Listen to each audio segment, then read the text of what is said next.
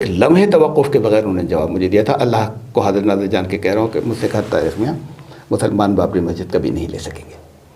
ये 1989 में कायम हुआ मुझसे, जो कन्वीनर थे तब कायम हुई थी वो 3 साल पहले। उससे पहले तो मुसलमानों का मूवमेंट नहीं था। मैंने कहा फिर आप ये क्या कर रहे हैं? तो उन्होंने कहा हमारे पास कोई अल्टरनेटिव ही नहीं है। फिर मैंने उनसे इस पर कोई बात नहीं की। तो बड़ा बैंकरप्सी का जवाब था। अच्छा, अब एक आदमी जो लेकर चल रहा है, जो टॉप पर, इसका मतलब वो एक टॉप का आदमी जानता है तो सारे टॉप के लोग ही जानते थे कि कभी नहीं ले सकेंगे। तो फिर बिला वजह तो फिर नहीं, तो फिर ये इतना खून खराबा क्यों करवाया? और फिर उस इतना ही नहीं, ये इशू जो आगे बढ़ा है उसकी 84 में विश्व हिंदू परिषद बनी है, 1986 में बाबरी मस्जिद कमेटी वजूद के अंदर आई है, और 1989 के अंदर 2 सीटें थी और 2 सीटों से 84 सीटें आई हैं। तब ये हिंदुत्व एक अलग ख़ास, इसका धर्म से सही मानों कोई ताल्लुक़ भी नहीं है हिंदुत्व का, बिल्कुल नहीं है। इसलिए कि सावरकर जो थे जिन्होंने ये दिया, सबसे पहले ये लफ्ज़ किताब लिखी थी इन्होंने छोटी सी हिंदुत्व के ऊपर, तो सावरकर खुद सेल्फ डिक्लेयर्ड, खुद उन्होंने ऐलान किया था मैं एथीस्ट हूँ, वो ईश्वर को नहीं मानते थे। वजह से तो ये आके बैठे रजनीश भी बन जाते हैं, भगवान रजनीश, भगवान किसी को इज्जत से नाम लेते भगवान कहते हैं और उसको भी कह देते हैं। आपने कभी ईश्वर के बारे में ये नहीं सुना होगा, ईश्वर श्री राम, यानी इनके साथ भी नहीं लगाया कभी, भगवान श्री राम, हाँ राम के भगवान श्री, इनके साथ भी नहीं लगाया कि वो ईश्वर है। तो इस लफ्ज़ ईश्वर को तो इन्होंने पाक रखा है, हर तरह की मिलावट की पूजा मत करो। तो ईश्वर का तस्वुर क्या है इनके यहाँ? ईश्वर के तस्वुर यह है कि न तस्य प्रतिमा अस्ति यस्य नाम महदेशा, उसकी कोई प्रतिमा कभी नहीं हो सकती। यानी प्रतिमा का मतलब ना मूर्ति, ना कोई तस्वीर, ना कोई छवि, ये सब चीज़ें प्रतिमा में आ जाती हैं। तो है ही एक सिर्फ, वो एक ही है, उसको अलग अलग सिफात की बुनियाद पर लोगों ने अलग अलग नाम से पुकारा है। तो अब एक मुसलमान जब कहता है मालिक, जब वो कहता है खालिक, जब वो कहता है राज़िक, तो कोई नहीं समझता है किसी अलग अलग को पुकार रहे हैं। बिल्कुल, गैर मुस्लिम भी ये नहीं समझते, सिफाती नाम है। गैर मुस्लिम भी ये नहीं समझते कि ये अलग अलग के, ये सिफाती नाम है, एक के बहुत से अनगिनत। तो यही शक्ल वहाँ यही एक सिर्फ। अस्सलाम वालेकुम रहमतुल्लाहि व बरकातुहू। मिल्लत टाइम्स में खुश आमदीद। मैं हूँ शम्स तबरेज़ क़ासमी और मेरे साथ मौजूद हैं अल्लामा सैयद अब्दुल्ला तारिक़ साहब, मशहूर इंटेलेक्चुअल और दानिश्वर है, ख़ासतौर पर हिंदू धर्म के बारे में आपका बहुत ज़्यादा मुताला है, लगातार आप इस पर काम कर रहे हैं, गुफ्तगू करते हैं, और इन दोनों मुल्क में बहस भी हो रही है। कई लोग जानने की कोशिश कर रहे हैं कि सनातन धर्म क्या है, इसकी शुरुआत कब हुई, क्या सनातन धर्म में कोई नबी आया था, या सनातन धर्म में या हिंदू धर्म में कुछ चीज़ें ऐसी है, कुछ तस्वुर ऐसा है जो इस्लाम में भी पाया जाता है। राम मंदिर के वजह से राम को लेकर के भी बहुत ज़्यादा चर्चा हो रही है। अल्लामा सैयद अब्दुल्ला तारिक़ साहब से जानने की कोशिश करेंगे। इसके अलावा मुल्क के जो मौजूदा हालात है उस पर भी हमारी गुफ्तगू होगी। अल्लामा मिल्लत टाइम्स में खुश आमदीद। सबसे पहले आपसे यही जानना चाहेंगे कि हिंदू धर्म के बारे में आपका मुताला है, रिसर्च है, और हम देखते हैं कि हिंदू धर्म में कुछ चीज़ें ऐसी हैं जो इस्लाम में भी है। तो आपको क्या लगता है हिंदू धर्म क्या है, कब से इसकी शुरुआत होती है? देखिए, एक चीज़ की वजाहत कर दूँ, ये भी नाम आते रहे, कहीं सनातन धर्म और कहीं हिंदू धर्म। जी, हिंदू तो किसी धर्म का नाम नहीं है, इंटरनेशनली रिकॉग्नाइज हो गया है हिंदू एज रिलीजन, नाम नहीं है, हिंदू एज रिलीजन रिकॉग्नाइज अब हो गया है। असल में तो नाम नहीं है। इनके किसी माइंड बॉगलिंग, एक सर उड़ा देने वाली एक तादाद है इनके स्क्रिप्चर्स की, या जिसे ये मुक़द्दस कहा करते हैं, उसमें से किसी एक में भी लफ्ज़ हिंदू नहीं आया। तो और ये नाम, ये तो कब आए? 100 साल का एरिया में? नहीं, कम से कम 1000 साल। इसलिए कि आमतौर से समझा जाता है, बहुत बड़े बड़े इंटेलेक्चुअल्स जो हैं वो ये एक ही बात कहा करते हैं कि वो साको हाथ से बदल लिया, इधर अफगानिस्तान हाँ, वो सिंध से हिंद बना। नहीं, ऐसा नहीं है। इसलिए कि ये तो बहुत बात की बात है, ये तो अब से 600 साल पहले की बात है या 500 साल पहले की बात है। रसूलुल्लाह सल्लल्लाहु अलैहि वसल्लम की हदीस में हिंद लफ्ज़ मौजूद है जी। अरब हिंद और सिंध 2 अलग नाम से जानते थे, जो दोनों नाम उनके मारूफ थे। अपने खूबसूरत औरतों का नाम हिंदा रखा करते थे। हाँ, ये भी है। और हिंद के नाम से फिर अहादीस हैं दूसरी बहुत सी जी। तो हिंद लफ्ज़ जो है वो ऐसा नहीं कि वो साको हाथ से बदल कर कुछ हो गया, नंबर 1 मुस्तकिल एक लफ्ज़ है। फिर ये अफ़गानियों या ईरानियों या मुग़लों के ज़रिए नहीं आया।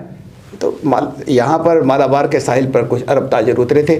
बाद रिवायत के ये कहती हैं कि सरकार दो आलम सल्लल्लाहु अलैहि वसल्लम की हयात तैयबा में ही में आए थे, वरना इस पर कोई शक नहीं। कहते तो के दौर के अंदर मुसलमान यहाँ उतर चुके थे जी, साहब आ चुके थे। वो वहाँ इन लोगों को हिंदी कहते थे, वो हिंद को जानते थे, हिंद से वाकिफ़ थे, इसलिए यहाँ पर आए थे। यहाँ के लोगों को हिंदी कहते थे, वो आज भी हिंदी कहते हैं। जो लोग यहाँ से चले जाते रहते हैं अपने अरब में आज भी हिंदी कहा जाता है। हिंदी यहाँ के लोग अपने नाम के आगे लगा लेते हैं जो वहाँ रहते हैं जाकर। तो ये हिंदी कहते थे यहाँ के लोगों को, वो लफ्ज़ बदल कर हिंदू हुआ है।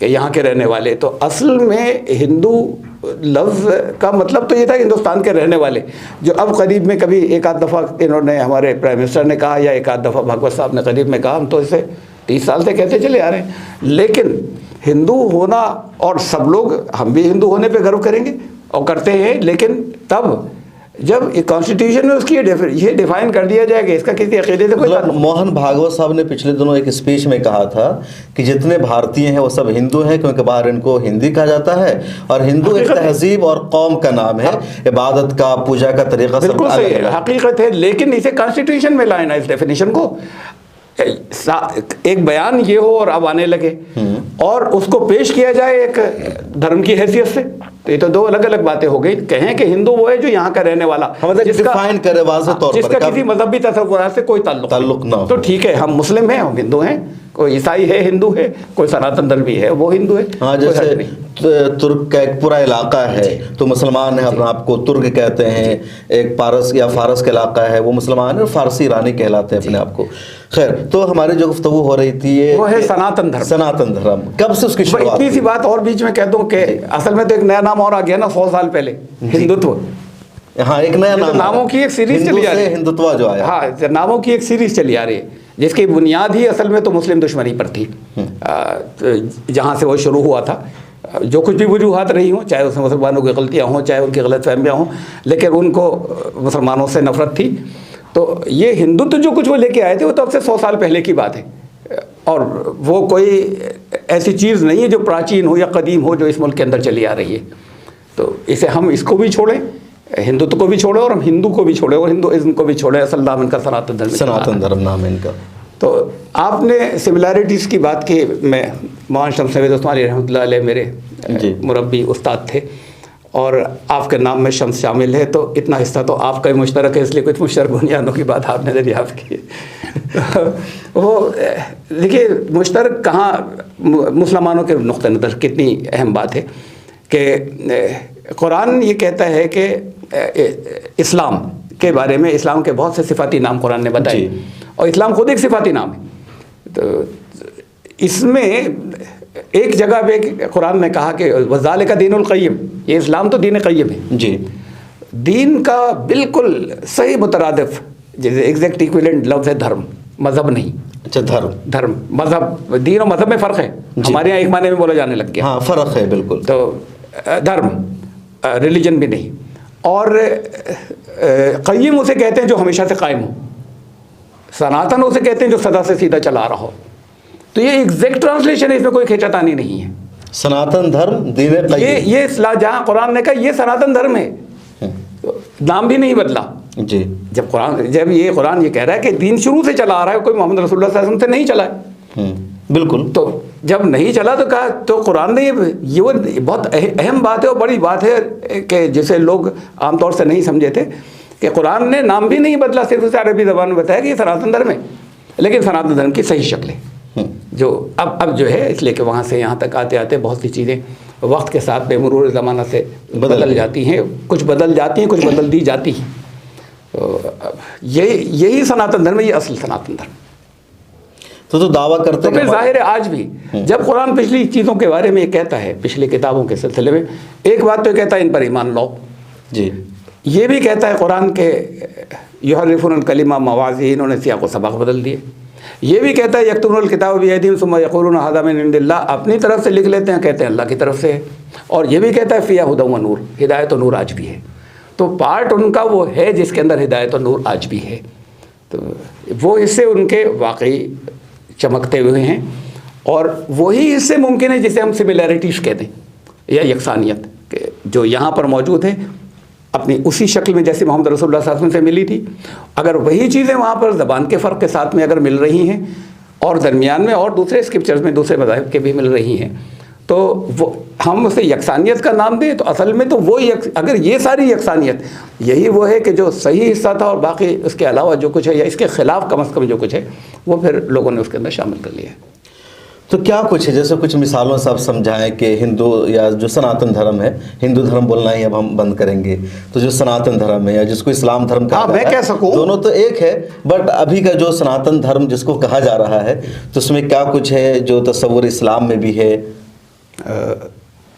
क्या नहीं है, बुनियादी तौर पर दीन जो है असल, दीन का एक छोटा सा हिस्सा यानी दीन असल है ईमानियात जी, उस पर अमल करने का हिस्सा, उसके अंदर थोड़ी थोड़े से बहुत कोई होलसेल नहीं हुई तब्दीलियाँ, थोड़े थोड़े से हिस्से में उसकी तब्दीलियाँ होती रहीं कभी कभी मुख्तलिफ़ मौक़ों पर वक्त और ज़माने के एतबार से। उस हिस्से को शरीयत कहते हैं जी। तो उसके अंदर तो फ़र्क कुछ मिलेगा, लेकिन ये ईमानियात वाला हिस्सा कभी नहीं बदला। हज़रत आदम अलैहिस्सलाम से लेकर हज़रत नूह अलैहिस्सलाम के दौर से लेकर हज़रत मोहम्मद सल्लल्लाहु अलैहि वसल्लम तक वो कभी नहीं सबका एक रहा, शरीयत अलग अलग रही। ज़ाहिर है कि जो तौहीद उन्होंने पेश की हज़रत आदम हज़रत नूह ने, वही तौहीद मोहम्मद सल्लल्लाहु अलैहि वसल्लम ने की। ये नहीं कि इतने दवाने के बाद कोई नई तौहीद पेश कर दे। अक़ीदा रिसालत भी वही रहा, यानी ये जो वहदत है, वहदत रिसालत, ये रिसालत जो है वहदत रिसालत, रसूल बहुत हुए जी, ऐसे ये वहदत का दीन है और ऐसे आखरत का जो अक़ीदा है, ये तीनों जो है बहुत साफ अल्फाज के अंदर हिंदू स्क्रिप्चर्स के अंदर, और उसमें से वो किताबें जिन्हें उनके स्कॉलर्स तस्लीम करते हैं और मानते हैं कि ये श्रुति कहते हैं, उसे खुदा का कलाम है। अच्छा, वर्ड ऑफ खुदा गॉड के है, कलाम को क्या देववाणी कहते हैं? श्रुति। श्रुति। तो अब और दूसरी जितनी चीज़ें हैं जिनको आमतौर से बहुत मकबूल हो गई, उनमें से हर एक ने ये कहा है कि वो असल चीज़ तो श्रुति है, या ये दावा किया कि हम उसी के मुताबिक जो कुछ कह रहे हैं। तो वो जो वेद जो यहाँ जिसे वो आसमानी कलाम मानते हैं, उसमें तौहीद खालिस मौजूद है, उसके अंदर आखरत का तसव्वुर मौजूद है, बिल्कुल ये आवागमन का नहीं, यानी ये है कि आखरत का तसव्वुर मौजूद है, और ये जो इसी दुनिया में बार बार आ रहे हैं, जा रहे हैं और बार बार यहाँ जन्म ले रहे हैं, ये नहीं है, सिरे से मौजूद ही नहीं है। ये सब बात को उपनिषदों के दौर से शुरू हुआ है, और मोहम्मद रसूलुल्लाह सल्लल्लाहु अलैहि वसल्लम की रिसालत का भी मौजूद है। अक़ीदा रिसालत तो है मोहम्मद रसूलुल्लाह सल्लल्लाहु अलैहि वसल्लम की, श्रुति जो वेद है उसमें मौजूद है। तो ये चीज़ें कभी नहीं बदली, और इन इतने हिस्सों की अल्लाह ने अपने जिस नबी के ज़रिए जो कुछ भी भेजा उसमें बहुत कुछ तब्दीलियाँ हो गई हूँ, इन हिस्सों की अल्लाह ने हिफाजत फरमाई है कि वो बदले नहीं जा सके।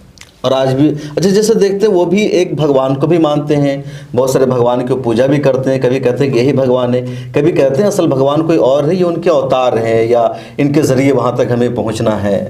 देखिए, असल में लफ्ज़ का फ़र्क पड़ जाता है।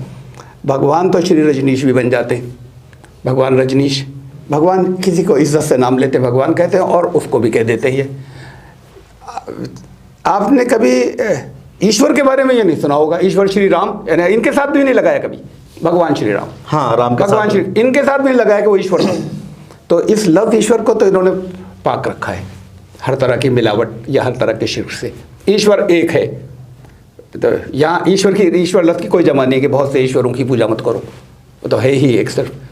तो इसलिए जब हम लफ्ज़ भगवान बोलते हैं तो उसके अंदर तो कोई भी बहुत काबिल एहतराम होता है, कभी कभी उसे भी लोग भगवान कह देते हैं, और उसको भी खुदा को भी कहते हैं, बहुत से देवी देवताओं को भी कह देते हैं।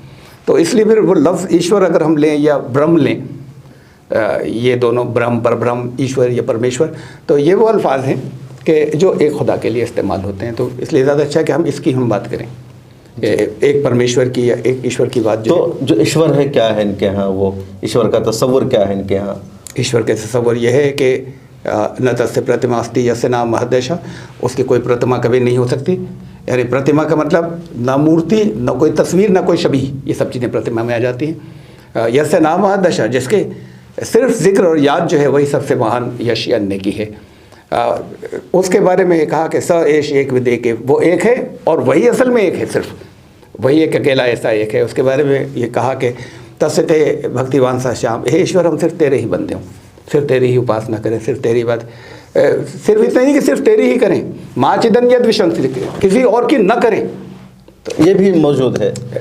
एक ये दो बातें हुई, एक मसबत उसमें कि हम तेरी ही करें, फिर भी कभी गुंजाइश ना रह जाए तो माँ चिदन यद विशंसत, ये मैं वेद के मंत्र को पाठ सुना रहा हूँ, हम किसी और की नहीं करें। ये तो वही हो गया जो है ला इलाहा इल्लल्लाह है, कि कोई माबूद नहीं है सिवाय आपके। तो साफ सुथरा तस्वुर तो उसके अंदर वो आज भी मौजूद है। लेकिन होता क्या है, मनुस्मृति कहेगी वेदो अखिलो धर्मो मूलम, वेद ही सारे धर्म की बुनियाद होंगे। मकसद ये कि, और ये चीज़ इनके यहाँ उसे सर्वमान कहते हैं कि ये सब तस्लीम करते हैं कि जो चीज़ वेद सम्मत हो, किसी और चीज़ें यानी वेद के मुताबिक हो, वो ली जाएगी, और जो वेद विपरीत हो, वेद के खिलाफ हो, उसको नहीं लिया जाएगा। लेकिन किसी जगह कोई वेद की का तस्करा और नहीं होता, बस इस नाम से आता है कि सबसे ऊपर ये खुद इनके यानी एक तो वाल्मीकि रामायण थी, फिर बात को ये तो यहीं की बोली में उन्होंने लिख दी, हिंदुस्तान की बोली के जो अभी बात की बोली जो थी उसके अंदर तुलसीदास जी ने जो आज रामायण कहने लगे रामचरितमानस, तो वहाँ तक भी बात ये है कि खुद वो तुलसीदास जी तक यही कह रहे हैं ये बात कि वो जो रामराज का ज़माना था उसमें सब लोग जो कुछ अपने अमल करते थे वो वेद के मुताबिक करते थे। अच्छा, ये जो अब इनके भगवान है, राम है, कृष्ण है, बहुत सारे इस तरह के नाम हैं, दुर्गा माई, इन सब की क्या हैसियत है हिंदू धर्म में? देखिए, वक्त के साथ ऐसा होता है, ये दो चीज़ें हैं जहाँ से कुछ और नाम शरीकों के, सहयोगियों के, जिनको पावर्स हैं वो दाखिल हो जाते हैं कहानियाँ के। ये आपको वेदों में इनमें से बाज़ नाम मिलेंगे। वेद के अंदर रुद्र मिलेगा, वेद के अंदर विष्णु मिलेगा, वेद के अंदर ब्रह्मा मिलेगा, लेकिन वेद में जो तस्वर है, ये जो अलग अलग बहुत से नाम हैं और 33 हैं वो, तो वो जो अलग अलग नाम हैं वेद कहते हैं कि ये सब जो हैं ये एक खुदा के सिफाती नाम है। अच्छा, ये है वेदों में लिखा हुआ, एकम सद्विप्रा बहुधा वदन्ति, ये राम ये नाम गिना करके वो एक ही है, उसको अलग अलग सिफात की बुनियाद पर लोगों ने अलग अलग नाम से पुकारा है। तो अब एक मुसलमान जब कहता है मालिक, जब वो कहता है खालिक, जब वो कहता है राज़िक, तो कोई नहीं समझता है किसी अलग अलग को पुकार रहे हैं। बिल्कुल, गैर मुस्लिम भी ये नहीं समझते, सिफाती नाम है। गैर मुस्लिम भी ये नहीं समझते कि ये अलग अलग के ये सिफाती नाम है, एक के बहुत से अनगिनत। तो यही शक्ल वहाँ पर भी थी और वेद ने इस बात को बहुत जगह जगह वाज़ेह किया था, इस एक के नाम है ये सारे के सारे, ये मुख्तलिफ नहीं है। लेकिन वक्त के साथ ये हुआ कि वेद से तो लोगों को कट गए या कट गया। फिर वेद के खुलासे या हम जो कुछ बता रहे हैं वो वेद ही की बात बता रहे हैं, इस नाम से लिटरेचर या किताबें या वो सब भी मुक़द्दस कहलाने लगी और वो चल पड़ी। उनमें फिर इनको अलग किया गया वक्त के साथ साथ, और फिर इनमें से बहुत से नाम जो हैं, जब ऐसा होता है कि शुरू में मसलन पुराने एक ज़माने में इनके एक बहुत अहम बात थी, वो ये कि ये जैसे आप नमाज़ पढ़ते हैं ना जी, नमाज के लिए खड़े हुए आपसे मतलब मुसलमान, तो अब वो इमाम साहब कुछ पढ़ रहे हैं, ये अपने धंधे के बारे में सोच रहे हैं, किसी मुकदमे के बारे में सोच रहे हैं, मुखालफों के बारे में सोच रहे हैं, उनका अल्लाह अकबर, तो इन्होंने भी अल्लाह अकबर कह के चले गए। तो जी, इनके यहाँ ध्यान पर केंद्रित करने की बेपनाह अहमियत थी। अच्छा, सारा ध्यान उस पर हो, किसी और तरफ न निकल जाए। या ध्यान कुछ नहीं, या तो प्रोसीजर चलता रहे, ध्यान चाहे तुम्हारा जहाँ चाहे जिस जगह हो अपना जलाते रहो, नमाज पूरी हो गई। तो उनके ध्यान की बड़ी अहमियत थी।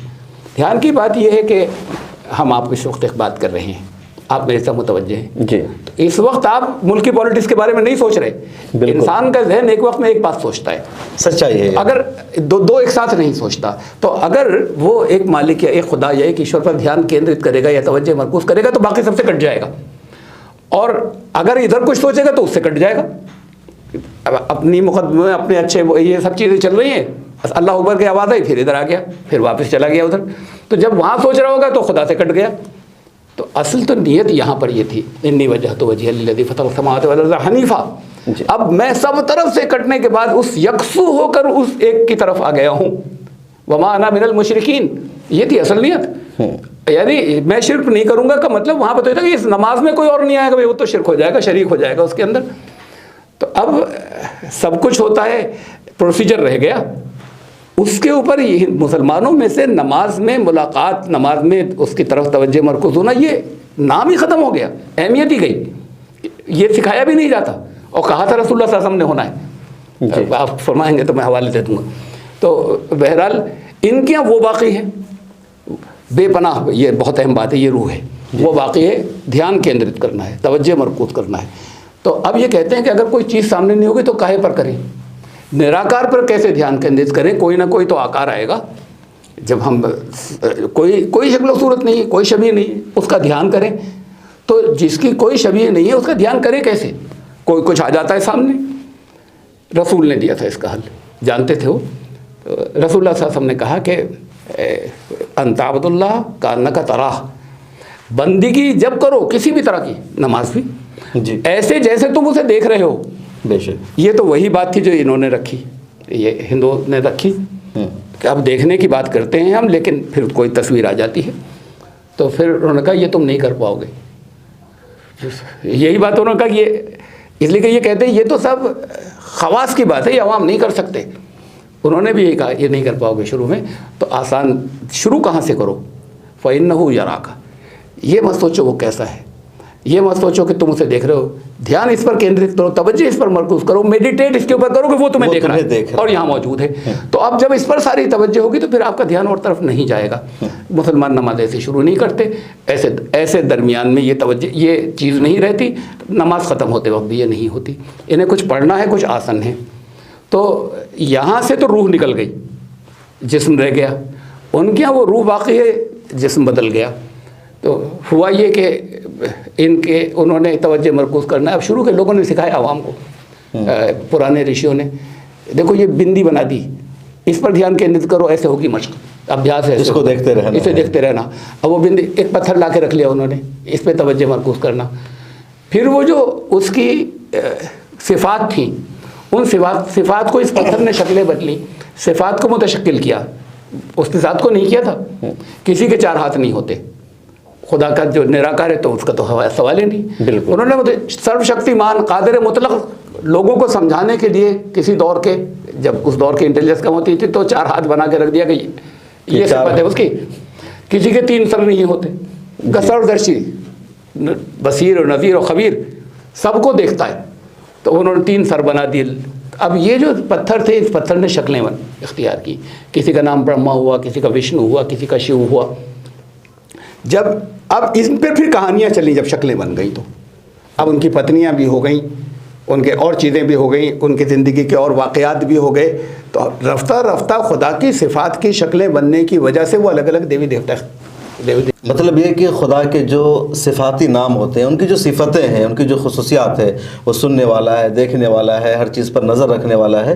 तो सिफात के तबार से इन लोगों ने मुजस्समे बना दिए, उसको मुतशक्किल किया था, सिफात एक शक्ल दे दिया कि लोगों की तवज्जो रहे, और फिर धीरे धीरे वो अवाम ने उनको अलग, उनको आज़ाद वजूद का, इंडिपेंडेंट अस्तित्व का देवी देवता मान लिया। धीरे धीरे गुजरने के साथ एक देवता ये है, एक देवता ये है, एक देवता ये है। मुख्तलिफ कौमों में रही है। नूह अलैहिस्सलाम की कौम में भी बुत परस्ती थी, उससे पहले आदम अलैहिस्सलाम आया था, बुत परस्ती। तो ये असलन तो ये नूह अलैहिस्सलाम की तो कौम है। नूह अलैहिस्सलाम की कौम कैसे है? कैसे हैं, मैं तो बहुत सबूत दे सकता हूँ उसके जी। जो सबसे एलिमेंट्री, या मैं सिंपल कहूँ जी, सादा सा बात यहाँ से शुरू करूँ कि उनका नाम हज़रत नूह अलैहिस्सलाम का, वो शख्स जहाँ पैदा होता है वहाँ की ज़बान में नाम होता है जी। हज़रत नूह अलैहिस्सलाम का के नाम का कोई मादा हमें अरबी में नहीं मिल रहा। अब लोगों ने अपने लगाई है कि साहब वो नौहा बहुत करते थे, नबी के बारे में ये कर रहे हो, वो नौहा बहुत करते थे, अजीब बातें कह रहे। तो बहरहाल वो नूह हो गए ना, इब्रानी ज़बान में मादा मिल रहा है, लोग उससे पीछे गए नहीं। नूह ना छोटी ऊ की मात्रा विस्तार उसके ऊपर, नूह का मतलब है अशिप, कश्ती, संस्कृत ज़बान में। अच्छा, नूह का मतलब संस्कृत ज़बान में है कश्ती, नूह, और उस नूह से वो ये बना कश्ती वाला, हज़रत नूह अलैहिस्सलाम। तो ज़बान यहाँ की नंबर 1 बात, ये तो पहली बात। नूह का जो वर्ड है संस्कृत वर्ड है, संस्कृत डिक्शनरी में देख लीजिए, मैं हवाला दूँ, सर मोनियर विलियम्स सबसे ऑथेंटिक डिक्शनरी जो है वो है जी, सर मोनियर विलियम्स की संस्कृत इंग्लिश डिक्शनरी। उसके अंदर ना छोटी ऊ की मात्रा विसर्ग लगा हुआ, हवा की आवाज़ देता है, उसका मीनिंग देखिए कि हवाले आप लोग नोट कर लीजिए, बड़ी बात है। और पहली मर्तबा खुद मैं हैरान हूँ किस तरह का कोई दावा सामने आ रहा। तो अभी तो खाली नाम हुआ, अभी मैं आसान बातें बता रहा हूँ पहले जी। फिर मैंने ये बात शायद सन 88 की है, मेरे जहन में आया, और बहुत से हमारे सामने सबूत थे, जिनमें से चंद मैं रख दूंगा बात को, वो थे। तो जब ये जहन में आया कि उनका ताल्लुक़ खुसूसी तौर पर हिंदुस्तान से था, तो ये जो कुरान कह रहा है कि सैलाब कहाँ से शुरू हुआ, सैलाब कहाँ ख़त्म हुआ, मसलन कहा कि वफ़ारत तनूर, सूरह हूद में कहा तनूर से शुरू हुआ जी, तो फिर तनूर हिंदुस्तान में होना चाहिए। तो उस वक्त ये गूगल अर्थ तो था नहीं, तो वो हमारे घर पे बहुत बड़ा सा इंडियन मैप लगा हुआ था, जिस पे बहुत छोटे छोटे शहर भी थे, बड़े साइज़ का था। अब बहुत ढूंढा, उसे कहीं मिल नहीं रहा था। यकीन ये था कि अल्लाह ताला जब नाम कोई ले रहा है, कुरान क़यामत तक के लिए, तो बाद को भी मिलना चाहिए। ऐसा नहीं कि कभी ख़त्म हो गया, मिलना बाद को भी चाहिए, तो वो अब भी होगा नए नाम। तो बहरहाल ढूंढते, फिर ख्याल आया कि सैलाब आया था, आलमगीर सैलाब था। सैलाब शायद आलमगीर सैलाब का मतलब सी लेवल बढ़ गया होगा, तो जो सारी ज़मीन जब डूबी है तो वो ऐसा नहीं कि इधर से पानी चला आ रहा है और डुबो कर जा रहा है, तो सी लेवल बढ़ गया। तो इसका मतलब साहिल समंदर पे तलाश करें, साहिली इलाकों में, तो वो केरला में मिल गया। मलापुरम ज़िले के अंदर आज भी है, तन्नूर जगह का नाम है, आज भी है तन्नूर टाउन, वहाँ मलप्पुरम ज़िला में। और यही वो जगह है जहाँ से अरब जो है वो दाखिल हुए हैं यहाँ हिंदुस्तान के अंदर, सबसे पहले अरब जो है ये, और ये वो जगह है जहाँ से सैलाब शुरू हुआ था, यानी एक नाम मिल गया तन्नूर का, जो कुरान में जिक्र है, यहाँ मिल गया। तन्नूर। अब ये कोई खाली इतनी बात कहें तो ये कोई ऐसा सबूत नहीं कि था हज़रत नूह अलैहिस्सलाम यहाँ मिल गया होगा नाम, जी, दुखता इत्तेफाक भी हो है। सकता चलिए ये भी हो गया कि संस्कृत में ये माने हुआ होंगे अपनी जगह पर। हज़रत नूह अलैहिस्सलाम की कौम की जो बुनियादी खराबी थी, जी, भाई शिर्क तो सब करते थे, हर कौम ने किया, जिन जिन के ऊपर अल्लाह का अज़ाब आया, मुख्तलिफ़ रसूलों की जो कौमें हुआ करती थी। लेकिन हज़रत नूह अलैहिस्सलाम की कौम की ख़ास तौर से एक, हर कौम की एक मखसूस बुराई जो है, हज़रत शुएब अलैहिस्सलाम की कौम जो है वो बिज़नेस में बेईमानी बहुत करती थी। जी, तो ये इस तरह के एक ख़ास बुराई जो है हज़रत लूत अलैहिस्सलाम की कौम के अंदर एक ख़ास बुराई थी जो बहुत ज़्यादा बढ़ गई थी। शिर्क तो था ही इन सब जगहों पे। इनके कुरान ने किसी कौम के बुतों के नाम नहीं दिए, या अरबों के कुछ चंदे के नाम दिए, लातो मनात जी, और या फिर हज़रत नूह अलैहिस्सलाम के कौम के बुतों के नाम दिए। जी, तो इसका मतलब बुनियादी उनके जो खराबी थी उनके अंदर वो थी मूर्ति बुत पूजा, परस्ती, मूर्ति पूजा। ये और करेक्ट जिक्र भी है कि नूह अलैहिस्सलाम ज़्यादातर मुशरिकीन को ही मतलब दावत देते रहे, समझाते रहे। फिर वो सैलाब का वाक़या जो कि बाइबल में मौजूद है, हज़रत नूह के सैलाब का, दुनिया में सबसे ज़्यादा तफसील के साथ में और सबसे ज़्यादा मकाम पर तज़किरा है तो इनकी किताबों में है। इनकी बात की किताबें जिसके अंदर पुराने वाक़यात सुने हुए दर्ज किए गए हैं वो पुराण कहलाते हैं। तकरीबन हर पुराण के अंदर है, शतपथ ब्राह्मण में है और वेदों में इशारतन है, तो वो इनके अंदर बड़ी तफसील के साथ मौजूद है। तो अब ये आता चला गया कि सबसे ज़्यादा इनके यहाँ है। ये उन्हें कहते थे, अब हमें मिलता है इस नाम से, मनु के नाम से। अब मनु के नाम से ध्यान जाता है मनुस्मृति के ऊपर। जी, तो मनु यहाँ किसी एक शख्सियत का नाम नहीं था। हिंदुस्तान में 14 ज़मानों में 14 मनु माने गए। उनमें से एक मनु जो थे सैलाब अजीम वाले मनु थे, महाजल प्लावन वाले मनु। उनके ज़माने में ये विश्व स्तरीय यानी आलमगीर सैलाब आया और सारी ज़मीन डूब गई, और उनका मनु का नौका जो है वो नहीं डूबा, उस पर उनके साथी थे जो सप्तऋषि थे और वो सिर्फ बचे, और उसके बाद मनौता इंसानियत दोबारा शुरू हुई। इनकी किताबों में है, ये बहुत जगह पर है, बहुत जगह पर है। तो अब उन्हें वो फिर एक और बहुत ख़ास बात, ये जो मुख्तलिफ उनकी किताबों में, उन किताबों में से एक किताब का नाम जिसे ये मुक़द्दस मानते हैं बाद के दौर की, वो है भविष्य पुराण। भविष्य पुराण, उसमें नाम दिया हुआ है, ये मनु तो टाइटल था, खिताब जो सब जगह है लफ्ज़, टाइटल एक जगह इनका नाम भी दिया हुआ है। वो मनु का नाम क्या था? ओरिजिनल संस्कृत में न्यू, न्यू, ना छोटा ना या फिर बड़ी ऊ की मात्रा और हा, न्यू। न्यू। तो अब ये तलफ़्फ़ुज़, उच्चारण, शैली, अर्थ कहने का ये तो बदलते रहते हैं कौमों के अंदर। नोआ, NOH, नोआ जो है वो इंग्लिश में लिखा जाता है, जैकब लिखा जाता है, याकूब है, याकूब को। तो ये इतना तलफ़्फ़ुज़ तो बदलता है ज़बानों के अंदर। तो नू नाम मौजूद है कि, और इसी वाक़े के साथ वहाँ पर कि इनका नाम नूह था। तो अब इतना ताल्लुक़, अभी ये करीब आ रहे हैं। और सबूत दूँ मैं? जी कुरान शरीफ के सबूत देखिए। अब लोग कभी किसी ने नहीं बताया होगा, किसी ने गौर नहीं किया, हाँ, और हर दौर में चीज़ें आती रही हैं, और हर दौर में आगे के लोग कुछ और ख़जाने निकाल कर लाते रहे। कभी इसके ख़जाने क़यामत तक खुलते रहेंगे, अजायबात इसके। ऐसा कभी नहीं है कि किसी एक जगह पर फाइनल हो गए थे। तो बहरहाल उसको तलाश किया, मैंने तो उन नामों को भी तलाश किया, किताबुल असनाम, पुरानी किताबें निकाल के अरबी की, उस दौर की के बुत जो वहाँ पर हैं, तो मुझे वो बुत भी मिले यहाँ। उस दौर के पुराने ज़माने में वही बुत थे जो यहाँ पर पूजे जाते थे। थोड़े थोड़े से तलफ़्फ़ुज़ का फ़र्क है, लेकिन मैं पहले अभी कुरान की मिसाल दूँगा। कुरान ने बड़ी अहम बात है कि कुरान ने कहा कि क़द ख़लक़कुम अतवारा, हज़रत सूरह नूह में जी, कि हज़रत नूह अल्लाह से फरियाद कर रहे हैं अपने कौम के बारे में कि मैंने क्या क्या नहीं किया, कैसे कैसे दावत नहीं दी इन्हें। मैंने उन्हें समझाया कि तुम्हें तरह तरह से पैदा किया गया, तौर पर क़द ख़लक़कुम अतवारा, वल्लाहु अंबतकुम मिनल अर्ज़ि नबाता। अब आप तो खुद आलिम हैं। वल्लाहु अंबतकुम, तुम्हें उगाया, मिनल अर्ज़ि, ज़मीन से, नबाता, ऐसे जैसे नबातात उगती हैं ऐसे तुम्हें ज़मीन से उगाया। मैंने अपनी कौम से ये कहा। तो हज़रत नूह ने अपनी कौम से ये कहा कि तुम्हें अल्लाह ने तुम्हें सबको ज़मीन से उगाया जैसे जैसे पेड़ पौधे उगते हैं। ये तो आवागमन हो जाएगा कि कभी इस योनि में थे, तौर से पैदा किया, कभी किसी योनि में थे, कभी किसी, ये तो नहीं कह सकते। ये इसके जो कोई भी माने हो उस तफसील में मैं नहीं जा रहा जी। इन अल्फाज के ये कि लफ्ज़ी माने तो यही है, लफ्ज़ी तर्जुमा जो मैंने अभी किया। अब इसके जो भी मफ़हूम हमारे उलमा ले या मफ़हूम ले या लिए जा सकते हों, अलग बात हुई। लेकिन ये अब इसमें बड़ी गहरी बात है, एक बारीक, कि हर कौम की कोई एक मजहबी इस्तिलाही ज़बान होती थी जिसमें अल्फाज लफ्ज़ी मानों में नहीं लिया जाता था। जैसे खुदा के बेटे, इनके यहाँ बने इसराइल के अंदर हर नेक इंसान खुदा के बेटे, शिर्क नहीं था। उसके अंदर हज़रत इस्लाम आए, उन्होंने कहा जितने नेक इंसान हैं वो सब खुदा के बेटे, जितने बुरे हैं शैतान के बेटे। अब वल्दियत थोड़ी बदलती है, लेकिन कोई अगर शैतान का बेटा जो है, अगर कोई बुरा इंसान अच्छा हो जाए तो वो अल्लाह का बेटा हो जाएगा, खुदा का बेटा। कोई ये अच्छा बुरा हो जाए वो शैतान का बन जाएगा। तो ये मजहबी इस्तिलाही ज़बान थी बेटा होना, इसमें शिर्क नहीं था।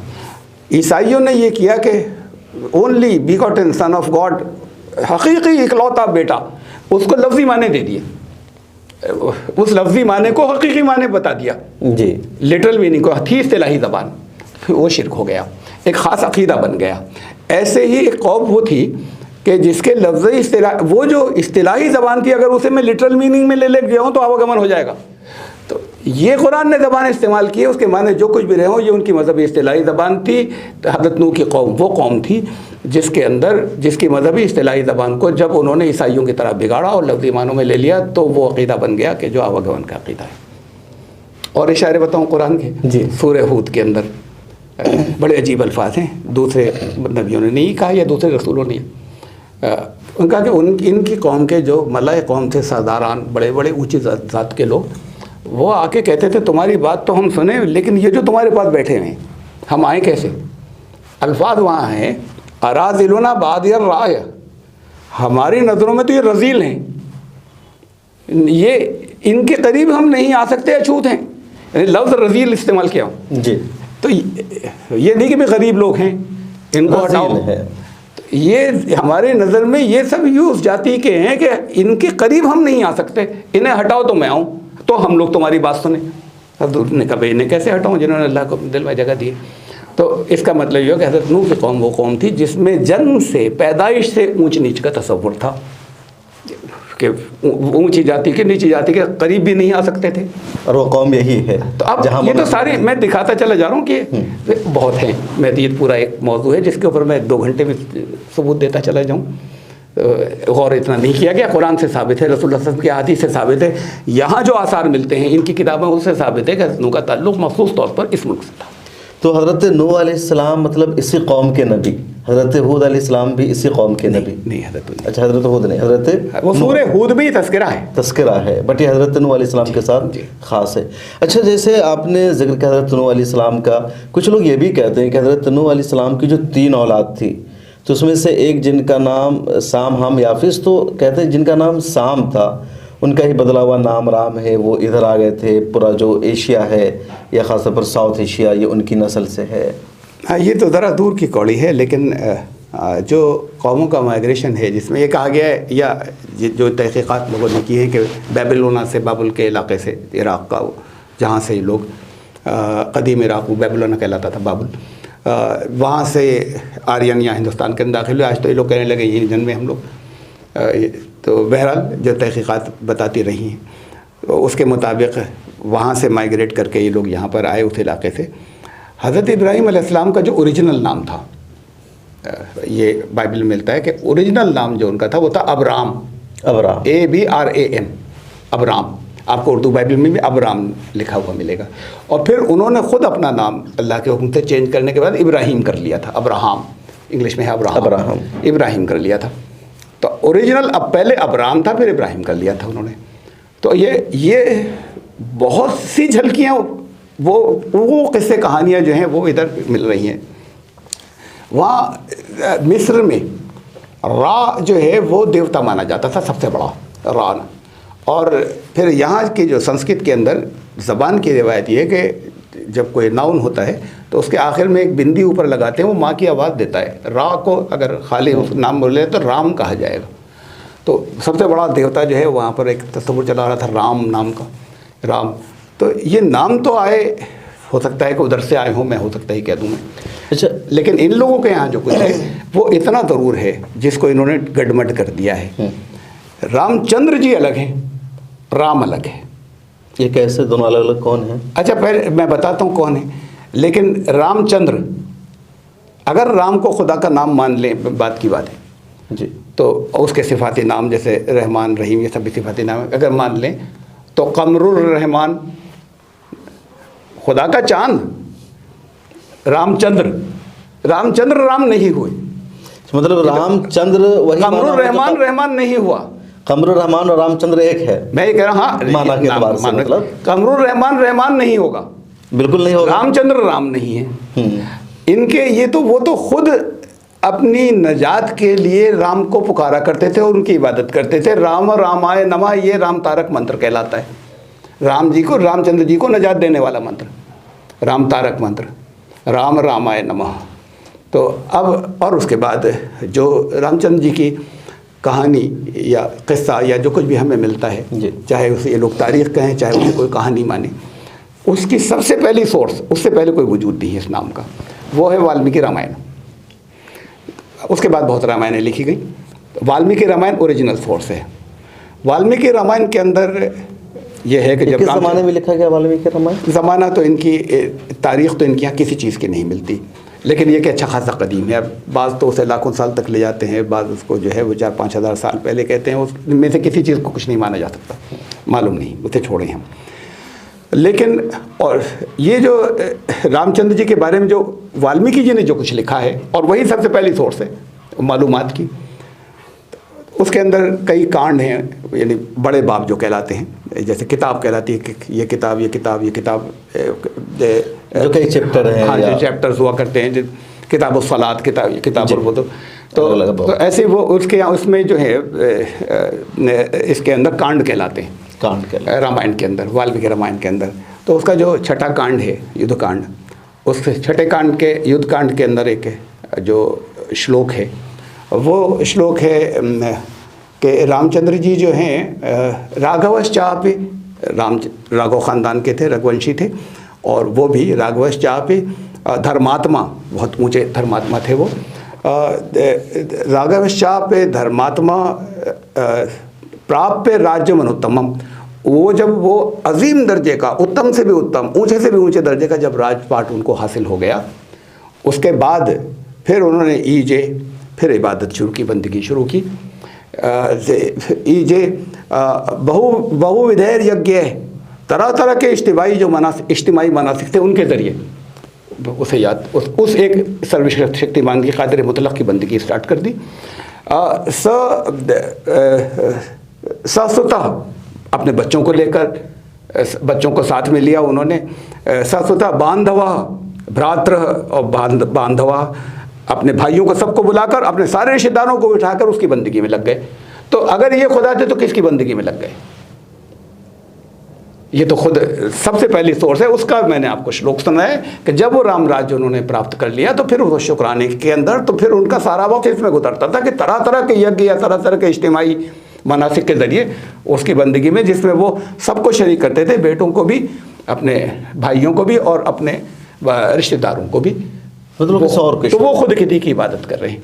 इसीलिए ये जो अर्थी को लेकर जाते हैं, राम राम राम नाम सत्य है, राम राम सत्य है, ये उस राम की बात कर रहे होते हैं, रामचंद्र जी को तो की थोड़ी कर रहे होते हैं, खुदा की बात कर रहे हैं। वो हकीकत है, वो हक है, ईश्वर है, जो सिफाती नाम जिनका राम है। अब ये अवाम में सब गड़बड़ हो गया, मिक्सअप हो गया। अच्छी बात यह कि इसको साफ़ किया जाए। अच्छा, इनके बारे में हम इज्जत करें कि भाई थे, एक चरित्र देख ला। अगर उस अखलाक की बातें यहाँ हो रही हैं, हम वेलकम करते हैं। जैसे अल्लामा इकबाल ने भी इनको इमाम उल हिंद कहा, तो इसी अहले नज़र समझते हैं उसको इमाम हिंद। अच्छा, महात्मा गांधी का एक जुमला है कि जो राम और कृष्ण है ये एक फ़र्जी नाम है या अफसानवी किरदार है, तारीख़ी शख्सियत नहीं है। अलग अलग लोगों के अलग अलग है। गांधी जी ने ये लिखा है जी कि मैं वो उससे कहते हैं कि भाई हमारी अपनी ज़िंदगी के किरदार हैं जिसके हम करना चाहिए, और मैं इनको तारीख़ी शख्सियत नहीं मानता। तो हैं लोगों की अलग अलग। मौलाना अरशद मदनी साहब ने पिछले साल एक स्पीच दिया था कि ओम और अल्लाह दोनों एक है, और उन्होंने मिसालों से समझाया था, मनु ये वो। क्या ख्याल है आपका उसके बारे में? देखिए, उनका सब्जेक्ट नहीं है ये, वो उनके अपने दूसरे और सब्जेक्ट्स हैं। ये कुछ भी चीज़ें उन्होंने जहाँ कहीं देखी या पढ़ी, उसके हिसाब से उन्होंने एक अच्छी नीयत के साथ में एक बात कही। हकीकत तो बहुत कम लोग वाकिफ़ हैं, जो जिनका ख़ास प्योर ये सब्जेक्ट है, शायद वही समझ सकते हैं। ये ओम तो जब इनसे भी किसी से कहते हैं ना, अभी तो मौलाना को तो हम छोड़ें, इनमें से किसी से कहते हैं ओम बताओ क्या है, इतनी मोटी मोटी किताबें लिख दी हैं खाली लफ्ज़ ओम के ऊपर, सब हवा में, बग़ैर सबूतों के, सब फ़लसफ़ा। ये आ ऊ मा, ये आ ऊ मा जो है वो ओम के जो इख्तियार कर गया। आ से मतलब ब्रह्मा, ऊ से मतलब विष्णु, माँ से मतलब महेश शिव, और ये तीन का आ ऊम, ये सब हवा में, सबूत नहीं इसका कुछ। भाई कोई वेद से रेफरेंस दें, किसी जगह से दें, तो सबूत कुछ भी नहीं, और तरह तरह की किताबें और तरह तरह की चीज़ें चला दी हैं। तो जब इन्हें खुद नहीं मालूम क्या है, कहते हैं ये अपनी जगह, जिसको हमारा मदनी ने भी समझा, जब इन्हें खुद नहीं मालूम की, इसलिए कि मालूम का मतलब तो कहते हैं मालूम, ये लिखा है भाई, इसको किसी चीज़ को सबूत से लिखोगे ना, बिल्कुल कोई एविडेंस भी लाओगे आप। हर एक ने अपना अपना फ़लसफ़ा ईजाद कर लिया। असल में जब तक दूसरे स्क्रिप्चर्स के ऊपर, और ख़ास तौर से कुरान जो एक महफूज आसमान कलाम है, जब तक उस पर नज़र नहीं होगी तब तक वो चीज़ें समझ में उसमें बहुत सी नहीं आती, चाहे इनके अच्छे वाकई बहुत बड़े स्कॉलर्स के जानने वाले हों। तो पहले तो हम इस बात को समझें क्या है। कुरान के अंदर मुक़त्तात हैं जी, उनको अलग अलग अलिफ लाम मीम, उनको आप मिलाकर नहीं पढ़ सकते जी, उसी तरह पढ़ रहा हूं। ये भी इनका ओरिजिनल चला रहा है कि आवाज़ को ऐसे ही चलेगी, ओ नहीं होगा खाली, ओ माँ की आवाज़ निकलेगी, ये तीनों अलग अलग रहेंगे। इन तीन को मिला नहीं दिया, मिलाकर एक वर्ड नहीं बनेगा ये। तो अब आपको ये चीज़ आपको जगह जगह मिलेगी, जिससे नाम बन गया ना दलाई लामा, जी, दलामा, जैसे ये दलाई लामा बन गया, ये इनके यहाँ के मुक़त्तात थे, इसको हम खुदा नहीं कह सकते। हाँ, उसकी ओम की कोई तस्वीर नहीं है। ओम बड़ा अजीम नाम है, जो कुछ भी है मुक़त्तात की हकीकत वो यहाँ पर भी है, बहुत अजीम नाम है बहुत, लेकिन हम ये नहीं कह सकते कि अल्लाह का नाम है। अच्छा, ये ओम वर्ड का जिक्र कहाँ है? वेद में है क्या? है जगह जगह बहुत से मंत्रों से पहले मुक़त्ता जैसे अलिफ लाम मीम साद ओम भूर्भुवः स्वः तत्सवितुर्वरेण्यम, तो वो ओम लफ्ज़ जो है वो शुरू से, मतलब लफ्ज़ ओम से बहुत से चाह रहे थे दोनों को, जैसे कुरान में है ऐसी बहुत से मंत्र, इंपॉर्टेंट मंत्र ओम से शुरू हो रहे हैं। मतलब मौलाना रशीद मदनी चाह रहे थे सिमिलरिटीज को बताना, अच्छी नियत थी, लेकिन वो ओम और अल्लाह को एक समझ बैठे, जैसे ईश्वर और अल्लाह को एक कहा जाता है। हाँ, नहीं। अच्छा, हम देखते हैं कि जैसे हम कहें अल्लाह और इस्लाम में एक है तो नहीं होगा, है ना, वो उस माने में ईश्वर और अल्लाह एक है। राम ये सब सिफाती नाम है, जैसे ये है ब्रह्म है ब्रह्म।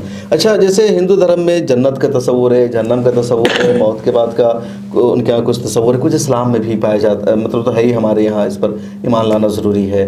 तो ये जो हिंदू धर्म में है, ये सब भी इनकी मजहबी किताबों में है या बाद में कब का है ये सब? देखिए, वेद में तो बहुत साफ लफ्ज़ों में जन्नत की बहुत तफसीलात हैं, ऐसी ही है तकरीबन जैसे कुरान देश के अंदर है।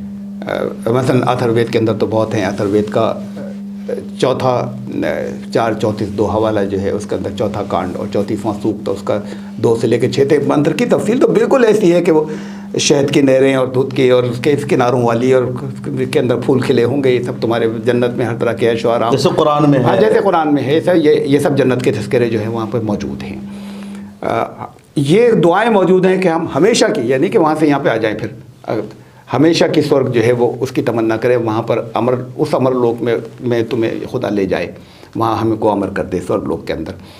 तो ये बहुत क्लियर साफ अल्फाज के अंदर है, और जहन्नम का तस्वुर भी है। ये तो है वेदों में। सबसे पहले ये उसके बाद वेदों के फ़ौरन बाद इनके यहाँ जो बहुत से स्क्रिप्चर्स या मुक़द्दस किताबों की जो सीरीज़ है, वो नेक्स्ट सीरीज़ आई, उसे कहते हैं उपनिषद। वेद के बाद यानी एक वो दौर आया जब वेद से लोग कट गए और उपनिषदों में आ गए। इसमें फ़लसफ़े हैं तरह तरह के। तो मैं नहीं कहता, लेकिन हिंदुस्तान के सबसे बड़े जो फ़िलासफ़ी के स्कॉलर मतलब ऐसा है कि करीब के दौर में उनकी किताब के बगैर इंडियन फ़िलासफ़ी पढ़ाई ही नहीं जा सकती। राहुल साग्नात्यायन बहुत बड़े आलिम थे, इस्लाम के फ़िरक़ों के, तत्वात के, बुद्धिज़्म के, हिंदू मज़हब के, सनातन धर्म के, हर चीज़ के। तो उनकी किताबें बहुत मशहूर, वो हर इंडियन फ़िलासफ़ी के अंदर निसाब में शामिल है। दर्शन दिग्दर्शन, उन्होंने लिखा है कि ये तसव्वुर के इसी दुनिया के अंदर जन्म जो है वो दोबारा अपने कर्मों के आधार पर ले लेना, ये सबसे पहले उपनिषदों में छांदोग्य ने पेश किया। छांदोग्य उपनिषद के नाम से एक उपनिषद है, सबसे पहले ये वहाँ आया। उससे पहले इस तसव्वुर का कोई वजूद नहीं था दुनिया में। तो ये वहाँ से शुरू हुआ बाद वैदिक में। काल के बाद, यानी जब लोग वेदों से कट चुके थे जिस दौर के अंदर, उस दौर में शुरू हुआ ये।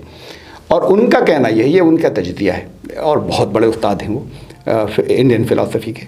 उनका तजदिया ये है कि ये इसलिए ये तस्वुर दिया गया कि हर दौर में एक ज़माना ऐसा आता था कि ये दलित तबका जो है इसमें बगावत पैदा हो जाती थी वक्त के साथ साथ। जैसे भी आजकल के दौर के अंदर भी, आपसे कुछ दिन पहले तो काफ़ी हो गई थी, तो इनमें बगावत एक पैदा हो जाती थी।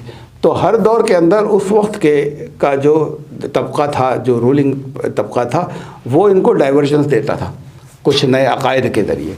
तो उस वक्त ये आवागमन का अक़ीदा, उनका कहना है, ये मैं नहीं क्लेम कर रहा, कि इंट्रोड्यूस किया गया इसलिए कि उनको ये समझाया जा सके कि हमने तुम्हारा कोई शोषण नहीं किया है, तुम्हारा इस्तेहसाल नहीं किया है, तुम्हें एक्सप्लॉइट नहीं किया है, तुम हमारी तरफ ललचाई हुई नज़रों से मत देखो। तुम्हारा एक और जन्म था, वहाँ तुम्हारे कर्म बुरे थे, इसलिए तुम ऐसे हो, इसलिए हमने तुम्हें ठगा नहीं है। हमारी ऐसी हालत इसलिए कि एक और जन्म था, वहाँ हमारे कर्म बहुत अच्छे थे, अब तुम अच्छे करते रहो, हो सकता है तुम अगले जन्म में अच्छे बन जाओ। तो ये इसलिए उनका कहना है, ये इसलिए यहाँ पर लाया गया, वरना इससे पहले छांदोग से पहले ही इस तस्वुर का, इस अक़ीदे का कोई वजूद। आवागमन का पूरा यही मतलब है, बार बार आना और जाना।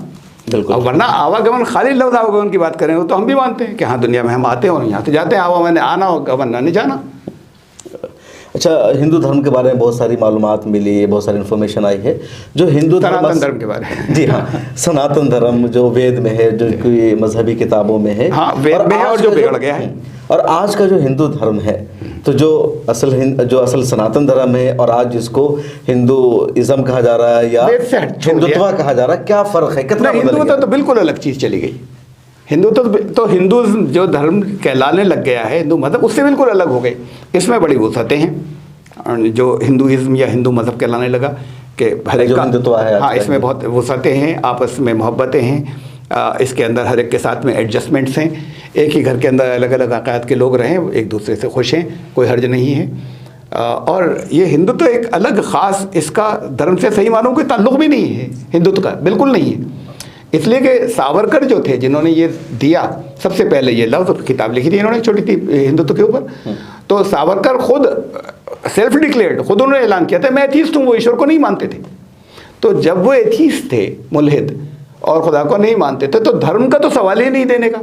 तो हिंदुत्व शब्द वो ला रहे हैं, तो इसका धर्म से क्या ताल्लुक़? ये तो, और ख़ुद उनका जो जिस सियासत या जिस चीज़ को वो मजहबी कल्चर कहते थे, मजहबी नहीं, इलाकाई कल्चर भारतीय कहते थे, जो उनका अपना तस्वुर था, उसमें मुसलमानों के लिए कोई गुंजाइश नहीं थी सावरकर के।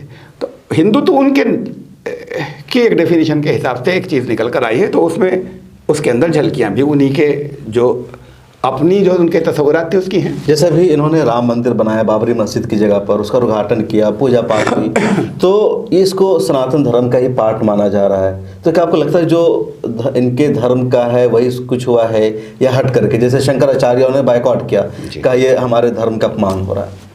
नहीं, उन्होंने किसी और बात पर बाइकआउट किया, नंबर एक बात। नंबर दो बात ये कि हम ये कहें कि बाबरी मस्जिद की जगह बनाया गया, उनका कहना ये है कि मंदिर की जगह बाबरी मस्जिद बनाई गई थी, तो इसको तो अब छोड़ें, इस इशू को तो, इसलिए ख़त्म हो गया जी। अब बात राम मंदिर का, तो कह सकते हैं कि राम मंदिर का वजूद है, वो एक डिस्प्यूट ख़त्म हो गया। लेकिन इनका जो असल इख्तिलाफ था शंकराचार्यों का, या कम अज़ कम जो उन्होंने सामने से रखा था, वो ये था कि सियासी जो लोग हैं, उन्होंने कोशिशें की, उन्होंने हालात बनाए कि राम मंदिर बन जाए, वो ठीक है, काबिल कदर है, लेकिन मंदिर बन जाएगा तो मंदिर को चलाना, मंदिर को लेकर चलना, अब तो मज़हब आ गया ना। वहाँ तक तो एक सियासत थी कि भाई आप राम मंदिर को कायम कर दें, आपने किया, बहुत अच्छा किया, लेकिन अब उसके ऊपर कब्जा करके आप अब सामने क्यों आ रहे हैं? अब इसको आप मजहबी लोगों को दीजिए कि आगे वो चलाएं। तो ये बुनियादी उन्होंने सामने इख्तिलाफ रखा था अपना शंकराचार्यों ने, मैं उसे अपने अल्फाज में कहा। इस हवाले से मैंने सुना आप ये कहते रहे कि मुसलमान अगर बाबरी मस्जिद दे दे, वहाँ पर राम मंदिर बन जाए, तो आइंदा किसी और मस्जिद पर दावा नहीं होगा, लेकिन लगातार मस्जिदों पर दावा बढ़ता जा रहा है। अब ज्ञानवापी का देखिए, एक बात तो मैंने ये नहीं कही आखिरी तौर पर कि अगर ये दे दें तो आगे दावा नहीं होगा, ये मुझे कहीं गलत कोट किया गया, नंबर एक बात। नंबर दो बात ये कि ये ज़रूर आज नहीं, 1988 से खुलकर मैंने अखबार 9 के अंदर, उस वक्त वो बड़ा अखबार था, हिंदुस्तान में पूरे जाता था हफ्तेवार, बड़ा आर्टिकल लिखा था एक, कुरान की आयत के हवाले से मुसलमान इस पर शिद्दत इख्तियार ना करें। ये नहीं सौदेबाजी कर ले, ये नहीं कि जब तक बात क्लियर नहीं हुई कि भाई वहाँ पर कोई मंदिर तोड़कर बनाई नहीं गई मस्जिद, जब तक ये साबित ना हो जाए तो तब तक किसी मस्जिद को हम कहते हैं आप ले लीजिए, तो ये तो हम नहीं कह सकते। लेकिन हम उस तनाज़े से हट जाएं, उसमें ना पढ़ें, तो नमाज कहीं और पढ़ लें। तो ये मेरा तो 1988 से रहा। अगर इसे उस वक्त माना गया होता तो आज ये हालात मुसलमानों के नहीं होते। मैं ये कह रहा हूँ, मतलब आप कह रहे हैं कि मुसलमानों को इसे नेशनल इशू नहीं बनाना था। नहीं बनाना था। बनाया तो उन लोगों ने कैंपेन चलाया, पूरे मुल्क का मुद्दा बनता ही नहीं। 1984 में विश्व हिंदू परिषद बनी है, 1986 में बाबरी मस्जिद कमेटी वजूद के अंदर आई है, और 1989 के अंदर 2 सीटें थी और 2 सीटों से 84 सीटें आई हैं। तो आप कह रहे हैं मुसलमानों ने पूरा मौका दिया है। बिल्कुल, मुस्लिम लीडरशिप को जिम्मेदार बिल्कुल। अब मैं कई जगह ये बात कह चुका हूँ, इसलिए यहाँ पर कह रहा हूँ जी। और अल्लाह को गवाह करके कह रहा हूँ, अब दुनिया में नहीं है। मेरे सीनियर थे जावेद हबीब साहब, उन्होंने मुझसे बराह रास्त कहा था, ये 1989 की बात है। मैं और वो थे, हमारे एलिगेरियन सीनियर थे, वो बाबरी मस्जिद एक्शन कमेटी के कन्वीनर थे। तो मैंने उनसे कहा कि जावेद भाई, और उस वक्त ये हालात नहीं थे इस वक्त के जो हैं, बड़ा नई बाबरी मस्जिद का एक्शन कमेटी हुई थी, बड़ा एक जोश था। उन्होंने तो मार्च का भी ऐलान किया था कि चलो वहाँ। तो मैंने उनसे कहा कि जावेद भाई, फ़र्ज़ कीजिए आप ये एहतजाज भी कर रहे हैं, मूवमेंट चला रहे हैं, बाबरी मस्जिद का ये जो मतलब अदालत के अंदर केस है, फ़र्ज़ कीजिए कि अदालत के केस आपके हक़ में हो जाए, आखिरी तौर पर सुप्रीम कोर्ट से टोटल आपको मिल जाए। वैसे तो मैंने उनसे मैंने कहा था कि मुझे यकीन नहीं है, लेकिन मान लीजिए हो जाए, तो फिर ये जो इम्प्लीमेंट कराने वाले हैं ये भी तो इंसान हैं, कुछ उनके और छोटे दर्जे के हैं, इनका अपना एक मजहबी, इनका भी एक जोश होता है अंदर, कुछ बातें होती हैं सा क्या। उसके बाद फिर मुसलमान अपनी वहाँ पर अच्छी थी, ठीक ठाक मस्जिद जो है वो कंट्रोल ले लेंगे उसका। एक लम्हे तवक़्क़ुफ़ के बगैर उन्होंने जवाब मुझे दिया था। अल्लाह को हाज़िर नाज़िर जान के कह रहा हूँ कि मुझसे कहा तारीख़ में मुसलमान बाबरी मस्जिद कभी नहीं ले सकेंगे। ये 1989 में कायम हुआ मुझसे, जो कन्वीनर थे तब कायम हुई थी वो 3 साल पहले। उससे पहले तो मुसलमानों का ये मूवमेंट नहीं था। मैंने कहा फिर आप ये क्या कर रहे हैं? तो उन्होंने कहा हमारे पास कोई अल्टरनेटिव ही नहीं है। फिर मैंने उनसे इस पर कोई बात नहीं की। तो बड़ा बैंकरप्सी का जवाब था। अच्छा, अब एक आदमी जो लेकर चल रहा है, जो टॉप पर, इसका मतलब वो एक टॉप का आदमी जानता है तो सारे टॉप के लोग ही जानते थे कि कभी नहीं ले सकेंगे। तो फिर बिला हो जाए तो फिर नहीं, तो फिर ये इतना खून खराबा क्यों करवाया? और फिर उस इतना ही नहीं, ये इशू जो आगे बढ़ा है उसकी वजह से तो ये आके बैठे। सिंगल मोस्ट बड़ा रीजन, अकेला, दूसरे छोटे छोटे जो इन हालात को लाया है जहां मुसलमान बेबस हो गए, वो ज्ञान वापी का मामला है, मथुरा शाहिदगाह का मामला, इन पर क्या करना चाहिए? देखिए, जहाँ तक ज्ञान वापी का ताल्लुक़ है, मैं ईमानदाराना राय देना चाहता हूँ, चाहे जितना मुसलमान बातों पे मुसलमान खफा हो जाते हैं, लेकिन मौलाना अली मियाँ के वालिद मौलाना अब्दुल हई साहब, मौलाना अब्दुल हई लखनवी, और ख़ुद मौलाना मियाँ के ख्याल की तहरीर के मुताबिक वो बहुत बड़े तारीख़दां थे। उन्होंने लिखा है, मैंने ख़ुद देखा है, पढ़ा है, उन्होंने लिखा है कि ये मंदिर पर बनाई गई। वहाँ नमाज कैसे हो सकती है? क्यों आज तक होती रही? और क्यों उस पर झगड़ा करते हो? और क्या कहीं और नहीं पढ़ सकते? लेकिन दूसरी तारीख तो ये भी है, अब्दुल हमीद नुमानी ने भी लिखा कि ये औरंगज़ेब से बहुत पहले जलालुद्दीन अकबर के ज़माने में जौनपुर के काजी ने मस्जिद की तामीर की थी। और औरंगज़ेब के ज़माने में जो काशी विश्वनाथ टेम्पल को तोड़ने का मामला है, तो गुजरात का एक राजा था, उसकी वाइफ वहाँ गई थी, वहाँ पर पंडितों ने उसको कैदी बना लिया, वापस नहीं आ सके, अगवा कर लिया। तब तारीख दो धारी तलवार है, मुझे नहीं मालूम, मैं मौर्रिख नहीं हूँ। मैंने एक बात तो इनका हवाला दिया, नंबर 1। नंबर 2, पूरे हिंदुस्तान में कोई एक भी ऐसी मस्जिद है जिसका नाम संस्कृत में है? लेकिन वो मस्जिद का नाम संस्कृत में, उसका नाम है जामे मस्जिद बनारस। ज्ञानवापी मोहल्ले का नाम है, तो उससे नाम है उसका। ज्ञानवापी पूरे मोहल्ले का नाम है? मुझे नहीं मालूम। आपको मालूम है कि पूरे मोहल्ले का नाम? मतलब नहीं है, शायद ऐसा नहीं। वहाँ कोई कुआं था, उसको ज्ञानवापी, उसको ऐसे फिर पूरे मोहल्ले को ज्ञानवापी कहा जाता है। पता नहीं। मैं और वहाँ के लोगों ने मुझसे ये कहा अब से 25 साल पहले कि हाँ, ये तो वाकई मंदिर पर बनी। ये मैं वो लोग कोई उनको अथॉरिटी में नहीं बना सकता। मौलाना अब्दुल हई, उन्होंने तो ये लिखा है था। अगर ऐसा है तो मुसलमानों को इसके ऊपर नहीं वो कर, यानी नमाज ही जायज़ नहीं है अगर ऐसा है तो, यानी हम क्यों इस बात के ऊपर बहस करें, कहीं और पढ़ लेंगे नमाज। लेकिन वो चीज़ें जिसके ऊपर आप शिद्दत, वो जिसको ये टूल बनाकर और उस जगह चढ़ते चले जाएं जहां आपको कुर्सी से हिलने चढ़ते जा रहे हैं ना। मथुरा शाहिदगाह पर दावा पहले से है। अब ये जो भोपाल की तारीखी जामा मस्जिद है, नवाबों ने बनाया था, बेगमात ने, उस पर भी अब इनका दावा है कि ये शिव का मंदिर है। ताजमहल पर इनका दावा हो गया कि ये मंदिर है। खुद बाबरी मस्जिद जहाँ दावा हर एक दावे की बात अदालत में एक भी दलील को साबित नहीं कर सकी, बस अदालत ने आस्था पर फैसला सुनाया। मैं सिर्फ रसूलुल्लाह सल्लल्लाहु अलैहि वसल्लम की ज़िंदगी के एक वाक़े का हवाला दूंगा कि क्या आपके किसी मुसलमान मजहबी लीडर के, क्या किसी मुसलमान सियासी लीडर के ऐसे जानिसार हो सकते हैं जैसे उनके थे, कि उनके इशारे के ऊपर अपनी जाने कुर्बान कर दें, आँखों के इशारे पे, अगर वो समझें कि हुजूर ये चाहते हैं। तो रसूलुल्लाह सल्लल्लाहु अलैहि वसल्लम सबको कहते कि सब चलो अब तो हर किस चाहे जाने चली जाए, यहीं पे नमाज होगी काबे में। काबे के अंदर 360 बुत कर छोड़कर चले क्यों गए? फिर अल्लाह ने दिया उन्हें वापस, और फिर वो बुत उन्होंने खुद हटाए अपने हाथों। इनके दिलों के बुत तोड़िए, असल काम ये है। ये नहीं है कि किस बिल्डिंग के अंदर अच्छा 300 और ले लो, मतलब ले लो नहीं, छीन लें, अगर हम नहीं दे रहे हैं, झगड़ा नहीं करते, 300 और पकड़ ले।